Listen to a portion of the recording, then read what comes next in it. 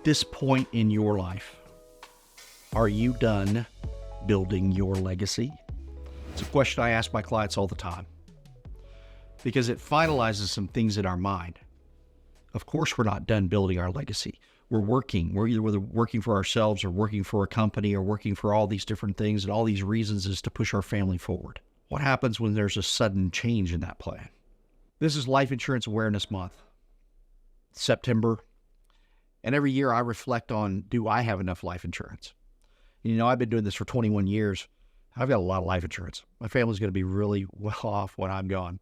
Sometimes I think, I'm actually worth more dead than alive. A lot of people say that. But you know what? I wouldn't have it any other way. Because, see, I've seen some very, very big tragedies. I've seen families fight over a $17,000 check in their front lawn that I delivered to them. But whenever I've delivered those life insurance checks, it's that semblance of now we have something we can lean back on. Because I promise you, when you are gone, there will be a gigantic hole in your family, a gigantic reason to buy more life insurance. Most people don't understand the importance until it's too late.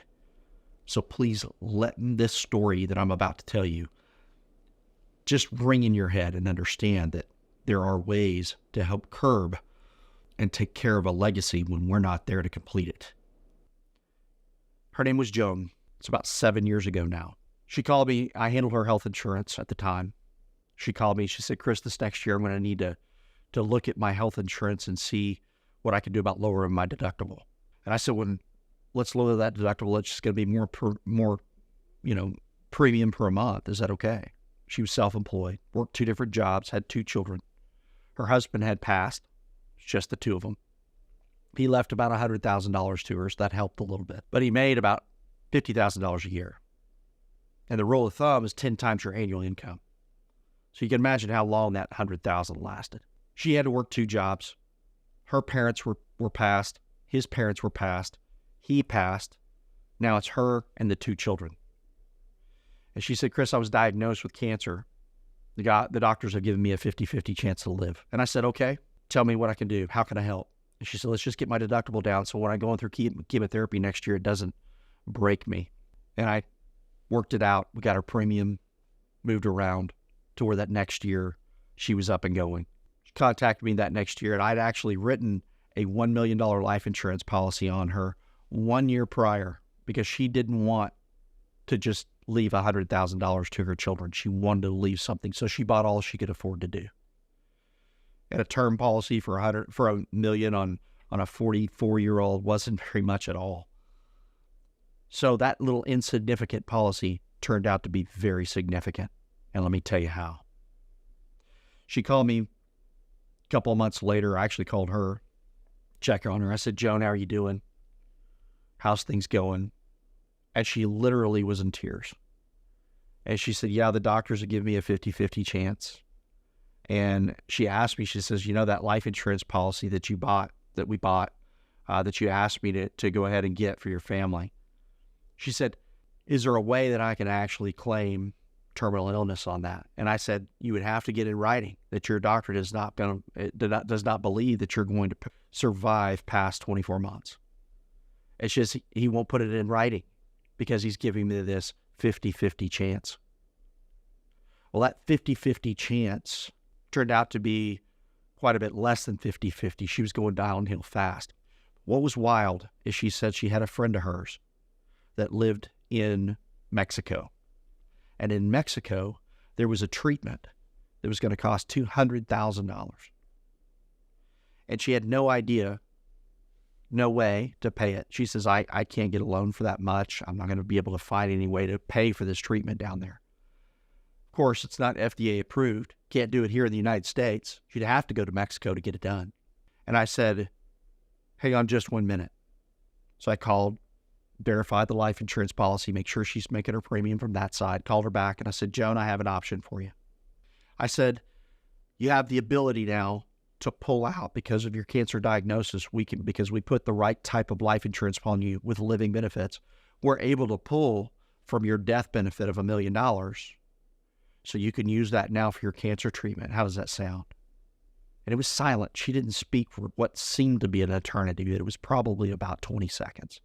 I said, Joan, are you there? She said, you mean to tell me that I can pull money from my life insurance policy? And I've only been paying this little amount into my life insurance policy. I said, yes, ma'am. She says, how much can I pull out? I said, you could pull out about $450,000. She says, I don't need that much. Through her tears and her bawling, she's crying because hope now showed up. And she said, Khris, she said, I don't know what to say. And I said, well, do you need the $450 because it comes off of your death benefit? And she says, no, because if I survive it, I still want to have money left over for my children if I don't survive. But if I survive and I want to continue, I want to be able to make sure that that's there because I don't know that I get life insurance again. And I said, I doubt very seriously you will be able to, based on the type of cancer you've got. And she said, I need $250,000. So 2 weeks later, I had a $250,000 check in her hand. And I didn't hear from her. Probably 6 months, I called her, left messages. A few weeks after I tried to contact her, she finally called me back. And she said, Khris, I was calling and waiting this long to call you because I've got good news. I'm cancer-free. She says, it's all because of you and what you put on me. And that's why I take this so seriously. Your legacy is what you leave behind on this earth.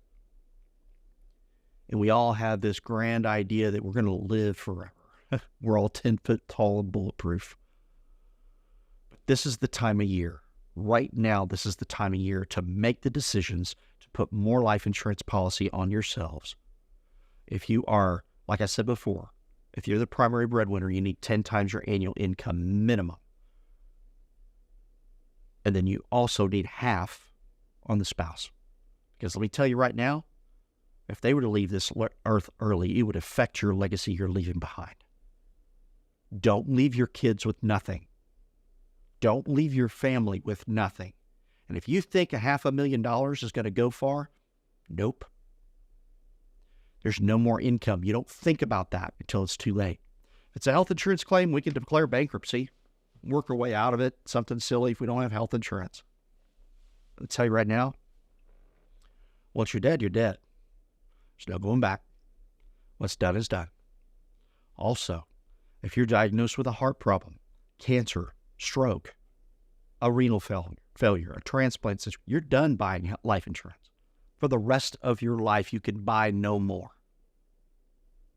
So if you were to ask me how much life insurance you would need, another thing I ask my question is this. If we had a crystal ball, we knew you were going to die in 30 days.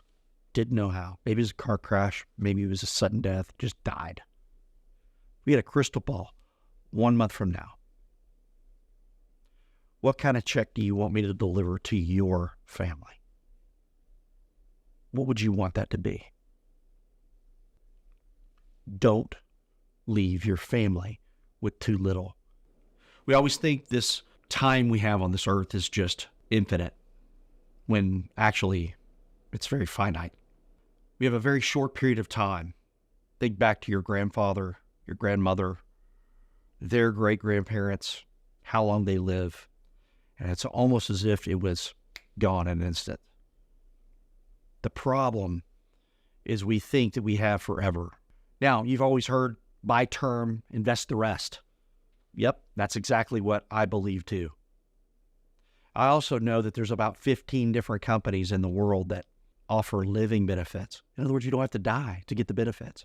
Heart attack, cancer, stroke, renal failure, transplant situation. But can we survive while we're having that happen? Did you know that you could pull from a life insurance policy, even if it's a term policy, in the event of those scenarios? What if I were to tell you there was a way that you give a term policy that lasts your entire life with a savings account attached? Contact our offices. I'll walk you through it. It's not hard. Most people just don't know they exist. Give us a call. Love to talk to you about how you're going to build your legacy and keep it on solid rock. Remember to anchor your assets.